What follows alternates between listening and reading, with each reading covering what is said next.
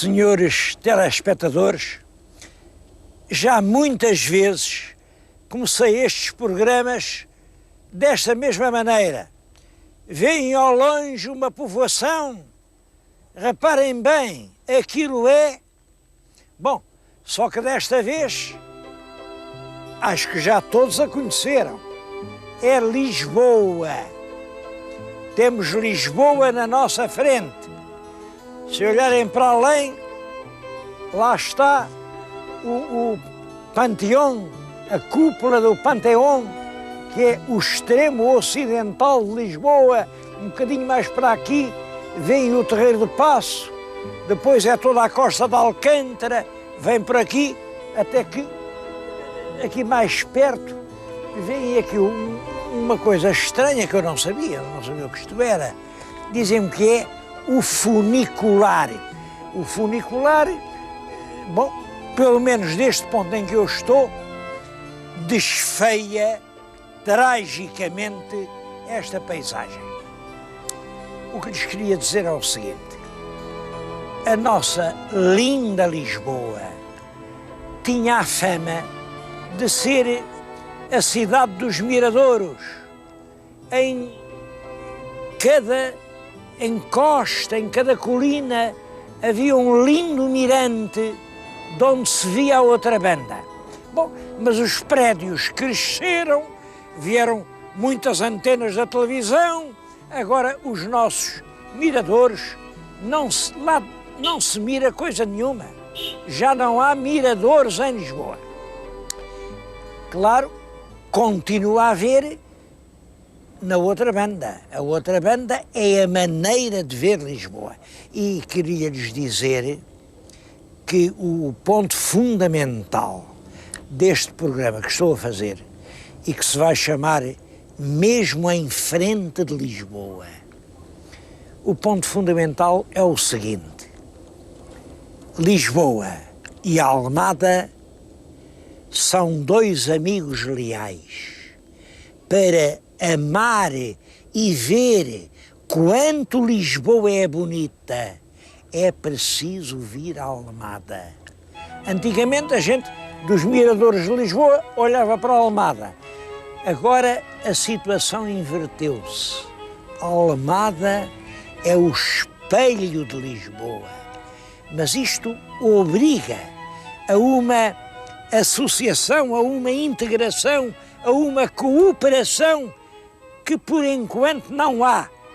Mas o meu telespectador sabe quantos miradouros há aqui em Almada a olhar para Lisboa? Quantos? 0.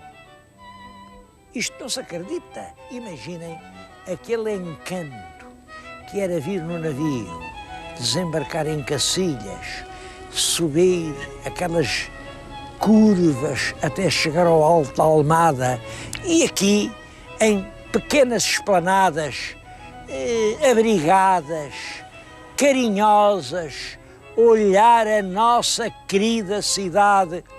Entre Almada e Lisboa há uma ligação profunda e ignorá-la é destruir dois valores que fazem parte da própria alma portuguesa. É este encanto rústico e saudoso da Almada e é a grandeza espetacular de Lisboa.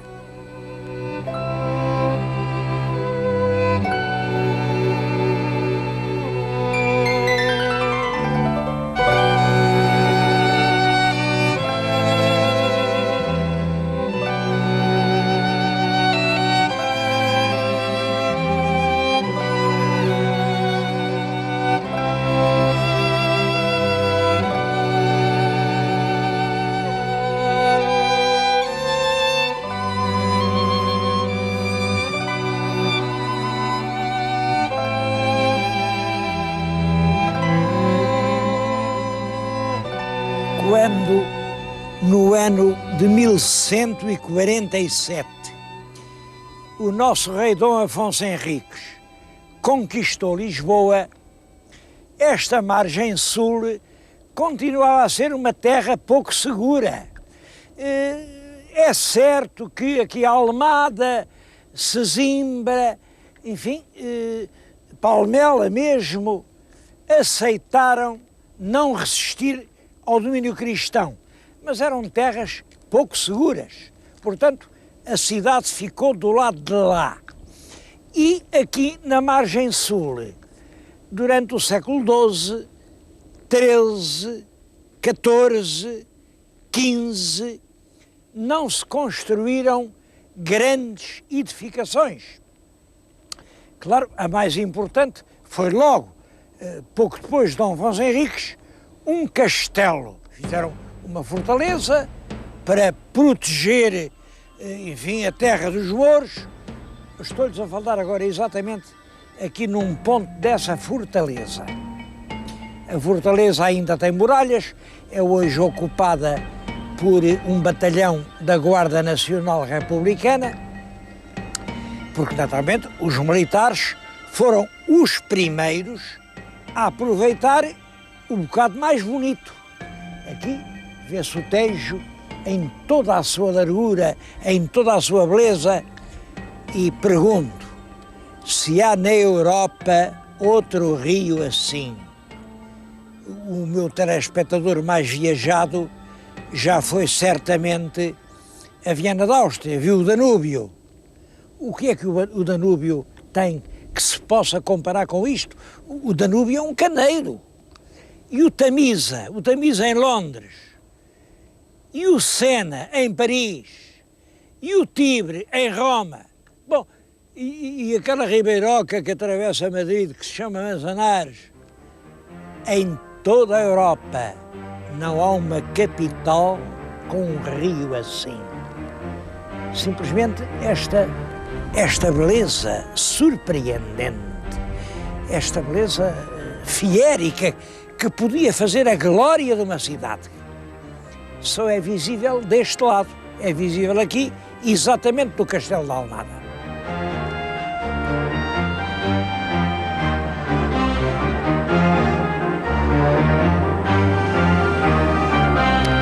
Claro que estas colinas muito bonitas, mesmo em frente da cidade, foram cobiçadas. Bom, os militares foram os primeiros a aproveitar-se da que ficava quase em frente do Terreiro do Paço. Fizeram lá um castelo. O castelo passou para o exército pôs lá uns grandes canhões que nunca serviram para nada. Quando o exército já não precisou dos canhões, deu aquilo à Guarda Nacional Republicana, que é quem agora lá está.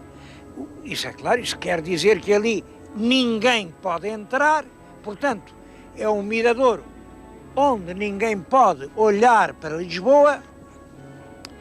Depois dos militares vieram os clérigos, os religiosos foram aos terrenos ao lado e fizeram aqui várias construções. Eu agora estou-lhes a falar exatamente aqui nos jardins do convento, do antigo convento dos dominicanos, que depois foi Seminário Patriarcal de Lisboa e hoje Seminário de Setúbal.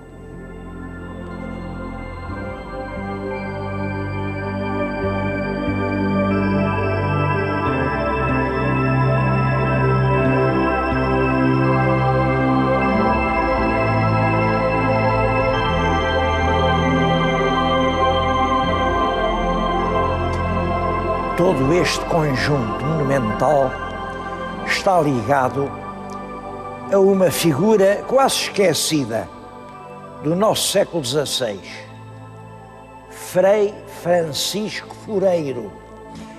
Este era um padre dominicano, portanto os dominicanos eram os pregadores, era quem fazia os grandes sermões na corte.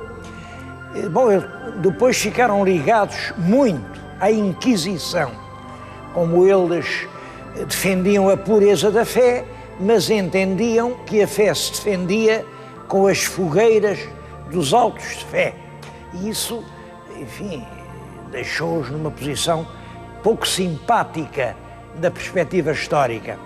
Agora, este Francisco Fureiro é um homem notável. Ele, de pequeno, dá logo mostras de uma grande inteligência. Ele forma-se em Paris, vem para aqui, é um homem que quer viver como pobre, é um homem que, nessa altura, já os dominicanos tinham grandes casas, grandes conventos, viviam à tripa forra, eram os grandes senhores. Ele quis restaurar a pureza dos mais antigos dominicanos e ainda esteve em Benfica, em São Domingos de Benfica, é outro convento importante, São Domingos de Benfica. Mas depois, farto de Lisboa, fez aqui, nestas arribas da Almada, um convento e passou aqui os últimos anos da sua vida. Eu estou-lhes a falar exatamente na capela que ele mandou, na igreja, que ele mandou construir e junto da pedra onde estão os seus despojos. O que aqui diz é: aqui jaz o Padre Mestre Frei Francisco Fureiro, de boa memória, fundador desta casa. Faleceu a 10 de janeiro de 1581.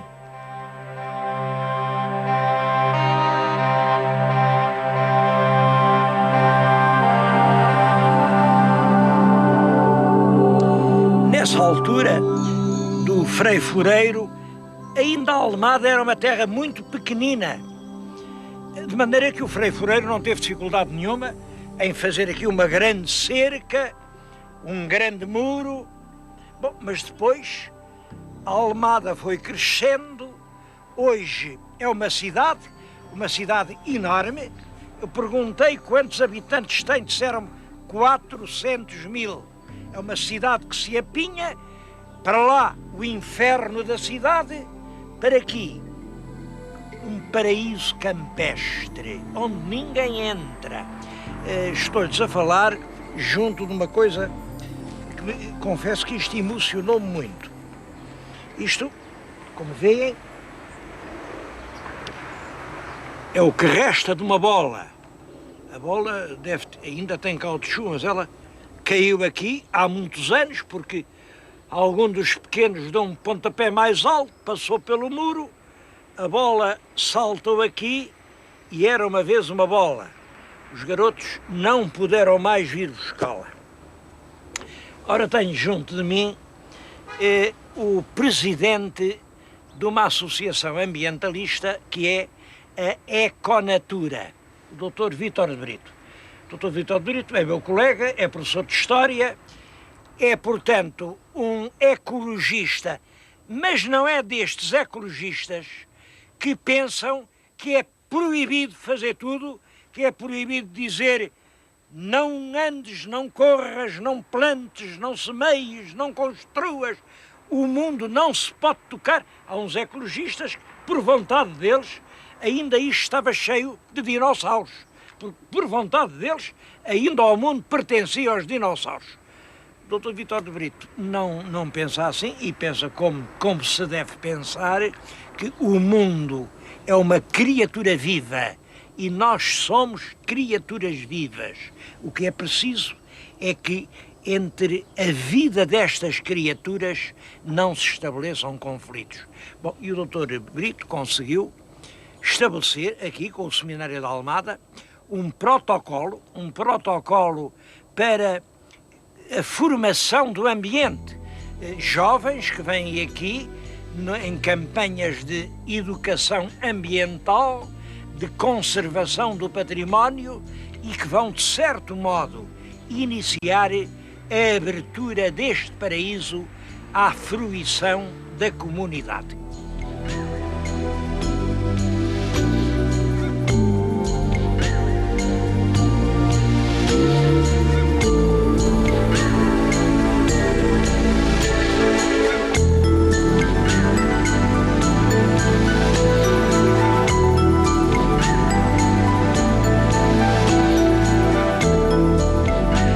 O património histórico desta margem sul é extremamente importante. muito mais do que as pessoas julgam. Bom, e que as pessoas não o conhecem porque realmente é difícil conhecê-lo. Estou-lhes a falar aqui diante da forte entrada da antiga Torre Velha. A Torre Velha é uma construção para barrar a entrada do Tejo. Ela tinha aqui canhões, cruzava o seu fogo com uma grande nau que estava fundeada no meio do rio e ninguém passava, porque essa também, com o lado de lá, fechava o rio. Eu creio que isto é mais ou menos tempo de Dom Sebastião, por esta arquitetura. Hoje está completamente em ruínas. Ninguém pode mesmo chegar aqui, está tudo fechado, é um matagal medonho. Devemos a um último morador o trabalho que ele faz sem nenhuma remuneração de andar aqui a limpar os caminhos, a cortar os silvetos, a permitir que um ou outro turista mais ousado chegue até aqui. De outra maneira era impossível. Ora bem, e agora, sabem a quem é que isto hoje pertence?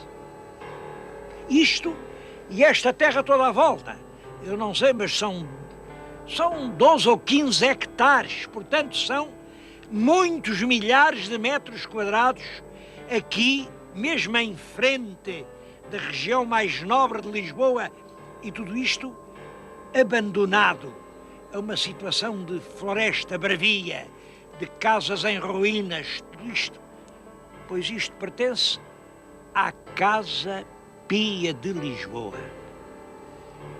Se o fantasma do Pinamanique, lá no túmulo dele, ouvisse dizer isto, a Casa Pia com esta riqueza que vale milhões e milhões, ia não fazer o que podia com estes recursos imensos, deixarmos assim ao abandono este enorme espaço da Casa Pia, deixarmos cair peça a peça estas ameias, estes ornatos do monumento da época mais brilhante da nossa história, quando os nossos galeões saíam daqui e iam até à Índia.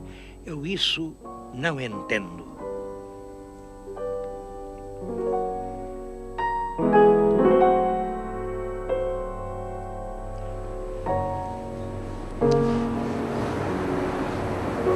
A Torre Velha está realmente muito arruinada, mas ainda conserva belos trechos da construção primitiva. Olhem para aquela varanda. Há aqui janelas que estão agora a cair. Bom, e há coisas surpreendentes. Se agora olharmos para o rio, vemos mesmo em frente da Torre Velha uma torre nova. É a Torre do Petróleo. E para além da Torre Nova está a Torre de Belém. A ideia de caos, de falta de critério, de resolver de qualquer maneira, independente de qualquer plano, resulta de tudo isto.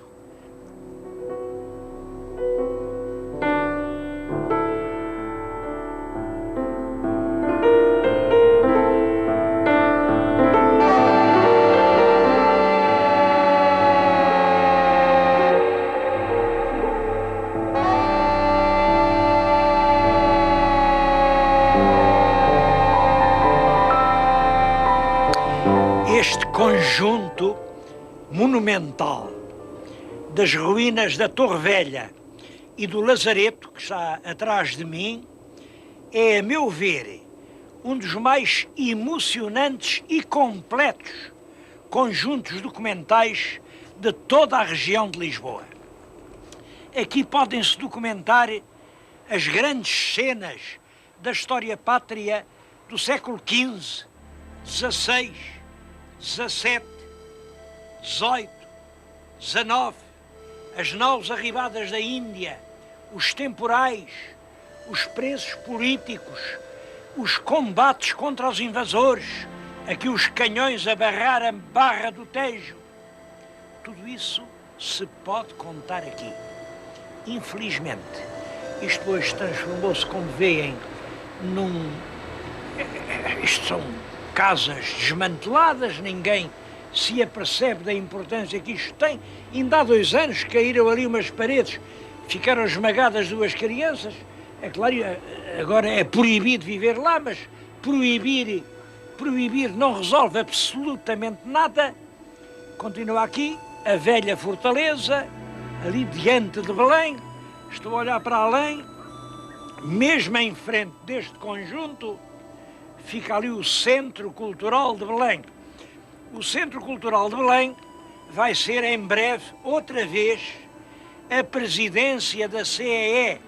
Bom, vêm os senhores ministros da CEE, instalam-se ali, chegam à janela, algum é capaz de trazer um binóculo, olhar ao longe e diz: olha que coisa tão bonita, quero ir até lá. Imaginem que o senhor ministro vem, os senhores já viram o que ele tem para ver?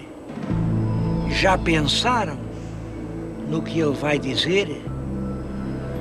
Que diabo de país este que tão mal trata os seus próprios pergaminhos e os documentos da sua grandeza passada? Quem tão pouco se considera a si próprio não pode contar com a consideração dos outros. Eu estou um pouco a dramatizar, naturalmente isto não é assim. É claro que isto é uma ruína extremamente importante, é uma ruína que o Estado tem descurado totalmente. Porquê? Porque além é Lisboa e ali está tudo muito bem tratadinho, mas ao meio passa o Tejo, que é a Almada. Lisboa é um reino, a Almada é outro reino. Ora bem, pois eu penso que não é assim, que a Almada e Lisboa são um reino só. Penso que o Rio Tejo é uma unidade de aproximação. Penso que devia haver um Ministério do Tejo. Penso que todas estas margens deviam ser valorizadas. Tudo isto tem a ver com uma coisa. Quando veio a Revolução Liberal, 1886, instala-se um Estado, cheia do Estado, um Parlamento, um Ministério, engraçado, Ministério do Interior, Ministério do Interior, era lá o interior, porque o país dividia-se em 2 coisas, Lisboa e interior. Claro, o Tejo não faz parte nem do interior nem de Lisboa. O Tejo é uma estrada líquida. Eu acho que dá quase 200 anos para cá o nosso Estado não mudou. Ora, reparem, o Estado é como a roupa que a gente veste. Eu tenho este casaquinho, é? É claro que isto, quando eu era muito pequenino, não me servia. E se eu vier a engordar, também não me serve. O Estado é a roupa. A nação é que é o corpo. E o Estado tem que se adaptar às dimensões da nação. Nós temos um Estado antiquado, um Estado envelhecido, um Estado que já não dá resposta às verdadeiras aspirações do crescimento e desenvolvimento do país. E o exemplo mais flagrante, mais gritante, mais escandaloso disso é esta diferença entre a Lisboa de lá e a Lisboa de cá. Porque a gente continua a dizer que ali é que é Lisboa, que é a Almada. Que disparate, que disparate. Então os senhores não veem que hoje a Lisboa é uma grande face separada por um rio ao meio e que tão Lisboa é a de lá como a de cá.